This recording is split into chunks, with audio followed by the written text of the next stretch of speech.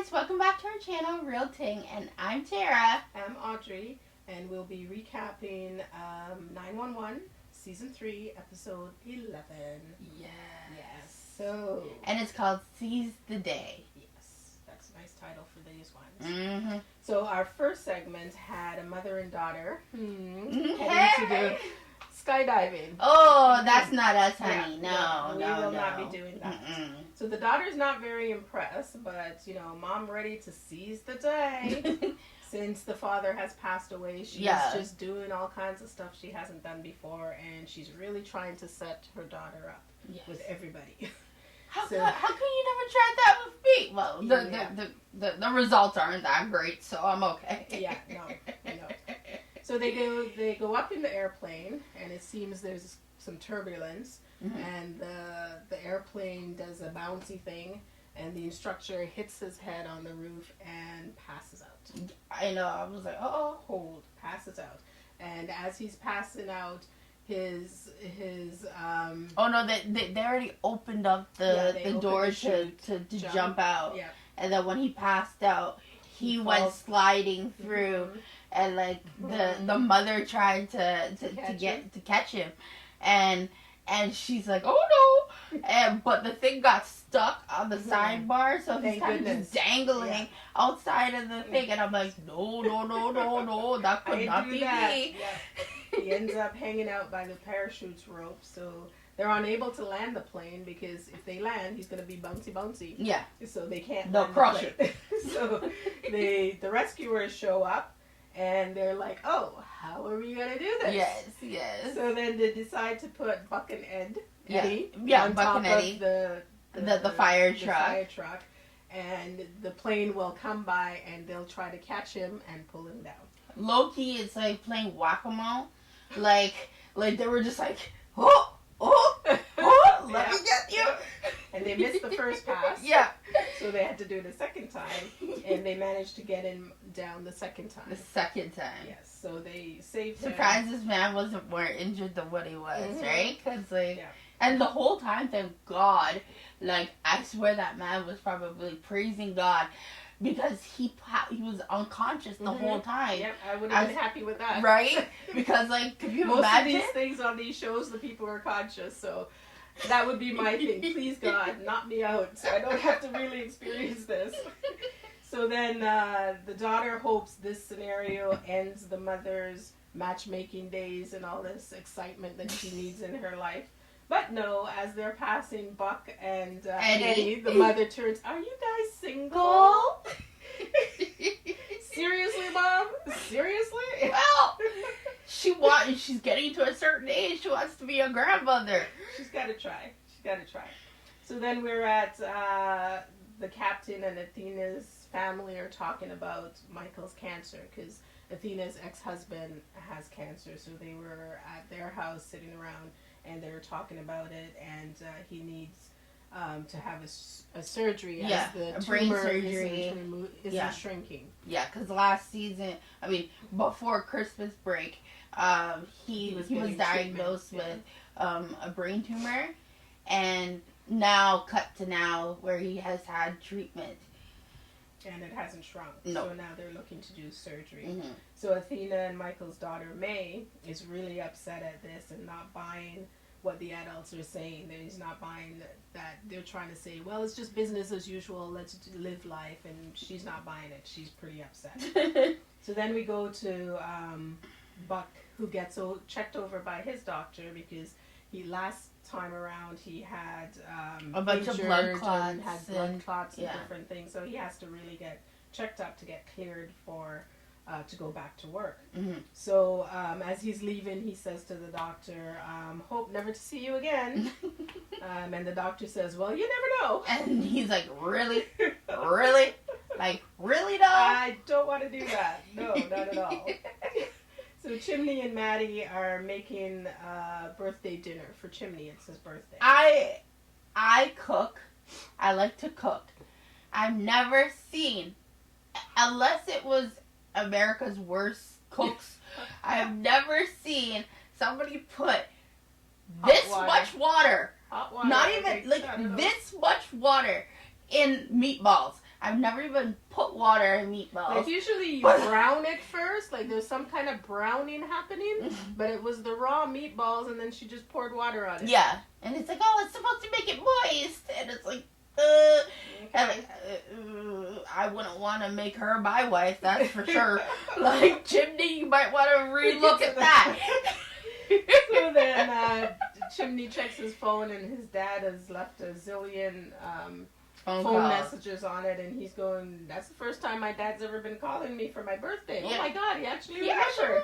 And he's going to check it. Meanwhile, the door rings, and Maddie goes to check the door, and it's Albert, Chimney's brother, that showed up. And from Korea, right? Mm-hmm. Yeah. Yeah, he's like, oh, that's why Dad's trying to call me. It has nothing to do with my birthday. A little jealousy there. Yeah, just a bit. The brothers ran away from the father and come to Chimney because he thinks Chimney will understand why he's not getting along with the dad, because Chimney doesn't get along with the dad either. Mm-mm. So then in the second segment, we have a husband and wife fishing. And they look so cute. They're fishing, and the husband is out there. The wife is just reading. She's minding her own business. It totally reminded me of you, Mom. Like, she's just like, oh, yes, dear. Hey, oh, go, yeah. Yeah, that's look like when Dad says, let's go take some pictures together. And it's like, okay, I'll read my book while you take your pictures. Yeah. So then he convinces her to participate, and she throws out the reel, and she catches something, and it looks like it's going to be a big one. Yeah, and it's a fish about that big. I think, what do they call it? A baby catfish. A baby catfish, tiny. Yeah, it's a kitten fish.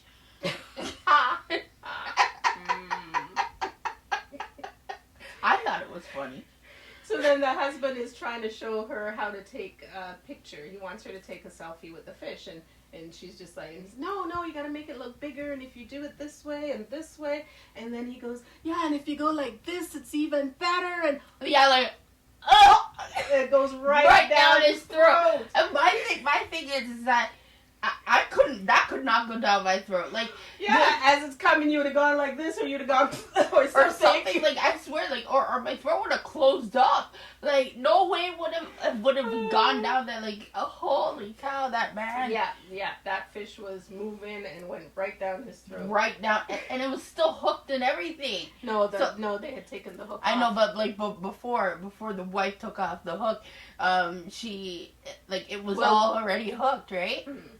And then she undid the hook. No. Oh. She took it off the hook, and he had the fish by the tail. Oh, yes. No. So then Hen and Chimney show up to help him. Everybody's there. And they have to basically dig into his throat pretty far down to get that fish that was still moving. It was still moving, and it also had the scales. Like, you guys ever eat salmon, and like the scales can be really like sharp. So like his throat is like bleeding and everything, and I'm like, oh my God! Like, I was just sitting there like, I'm never going fishing. And they pop it out, and him and his wife went off happily, and it's like, okay. Again, somebody that stayed conscious for the whole thing. Right? Couldn't be me. So then we go to Chimney's talking to his dad, who wants him to send the brother home. Via Skype, they were speaking, so Chimney was speaking English, and the father was speaking Korean or whatever they were speaking, and like basically the father was cussing Chimney out. Like, you have to really pay attention to those subtitles, but who child? Yeah, the father considered him a failure and wants better for the son Albert. Mm-hmm. So Chimney is not a good example to the father. But then Chimney's going, but I saved people's life, and he's like, well, you risk your own to go and save people's life.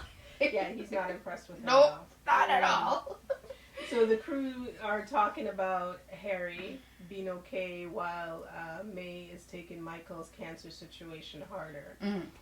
So, they were at the station, and they're all talking about that. Mm. And then Chimney starts to talk about his brother showing up, but says it's not necessary for them to meet him because he doesn't really want to get the brother involved in their life. And he says, Hen says, well, family comes to us in different ways, and lean in and accept. So, because the brother is a half brother, he's not a full brother. So just accept him as your brother. You just, you can't just discard him because he's not your blood. And it's the father's second family because he left Chimney and his brother and the mother in the U.S. to go back and then start this family with this other person. So he's not really accepting the brother. Hen hands out papers to each of them, telling them their references for her and Karen because they're looking to be foster parents. Yes, after their failed attempts of having a child of their own, they're going to foster. Yeah, they're gonna foster. Yeah. So I was happy when I saw. I was like, yeah, they're gonna do that. And so Karen's happy. very thorough, so she's given each of them a list, history on her and Hen, and they have to study it. And so, and then even talking points, like gave talking points of saying because they're the references, and the stakes are high. So don't try to ad lib this. I want you to get it correct. Exactly. Don't mess us up. So because Captain said, "Yeah, well, I know you. I could do." Nope. Follow what it says. Exactly to the T. So that was cute. So the third segment. This guy is landscaping his property when the bank guy shows up. And the bank guy is trying to tell him that we've already foreclosed your property. It's no longer yours. You have to leave. I don't want to have to call the sheriff to come and kick you out. You can just pack your stuff and leave. And the guy's not buying it because this is his house and blah, blah, blah, blah. And he's doing a whole landscaping thing on the property that and the man has the audacity to sit there and say, "Oh, well, do you know how much money I can make and all this stuff?" And the guy's like, "You don't own the house." It doesn't matter how much you can make. It's not yours. He's just like, "Oh, well, this is my property." So the guy's like, "Okay, that's fine. I'm gonna call 911 to get a sheriff." No, the guy first said, "I'm gonna call the police," and he said, "Go ahead. I'm gonna call too so that they can get rid of you."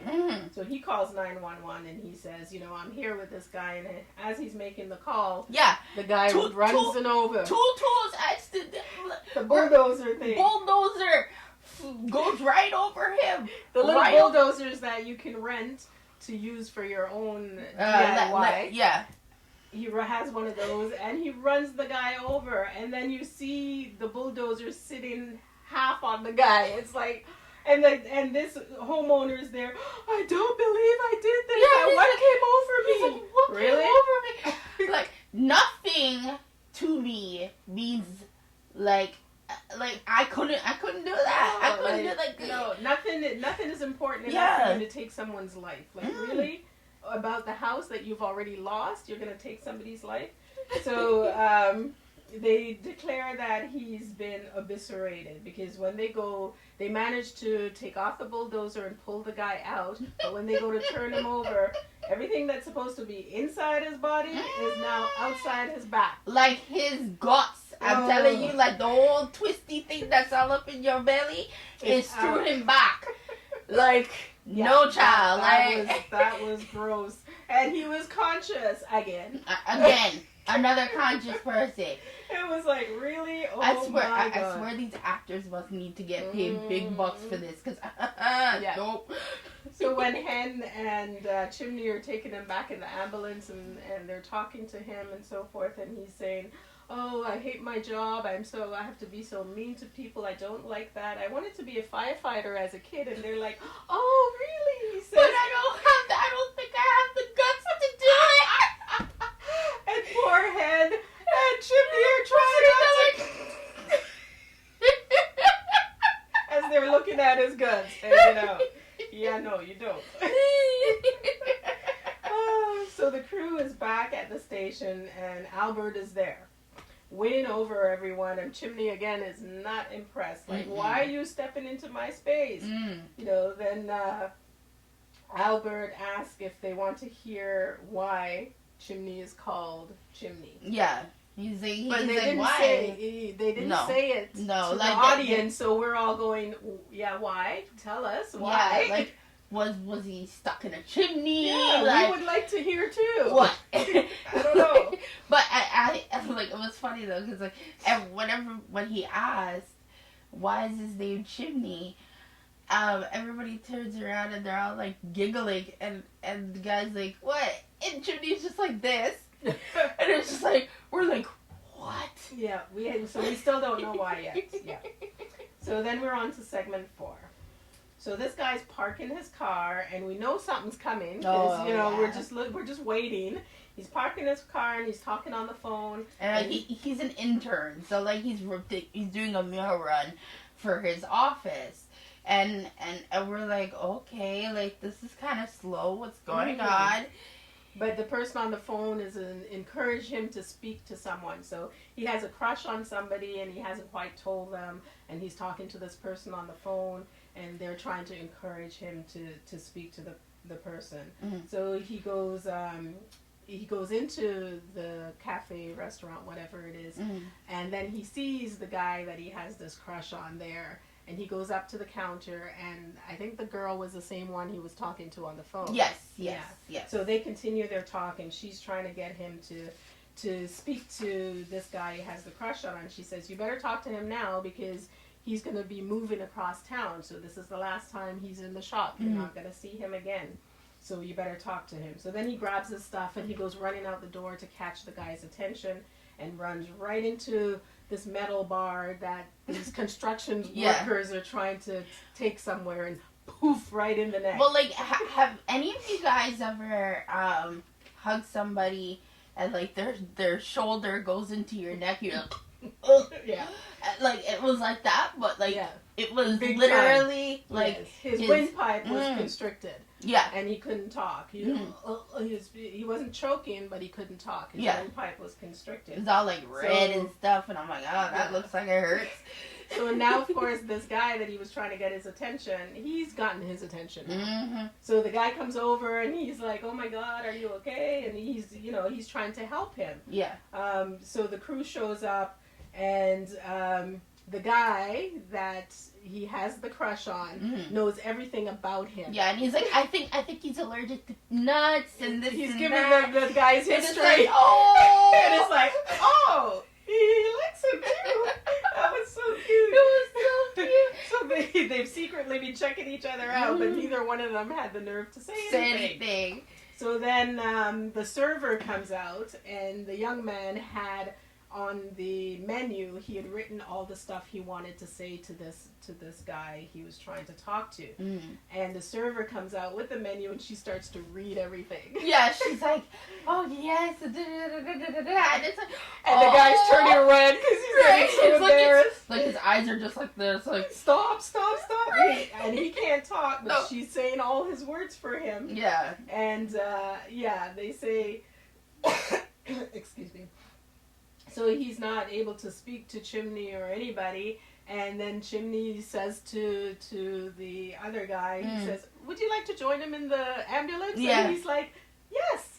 And everybody starts clapping because, oh my God, they're together now. Oh, yay! So that would be a story to tell. Right? At their wedding? I know. Can you imagine? How we finally spoke to each other. How beautiful. That would be nice, yes. How we met. So Chimney and Maddie heading to a birthday celebration for Chimney at, I think it was some like a bar or something that they were at, and Chimney's saying this is the most he's heard from his father, and it's all about Albert. Has nothing to do with him, but the father is talking to him more than he ever has. And of course they go in there, and who's there? Albert. Yes. Again, I'm not impressed. With his friends. I know, he's hanging out with my friends. So they're trying to tell him that, Albert only wants to be with his big brother, so he should suck it up, really. But Chimney clarifies he was left behind. He was the invisible one.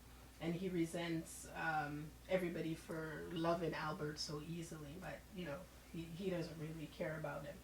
And he feels the crew are his family, and he doesn't want to share them with him.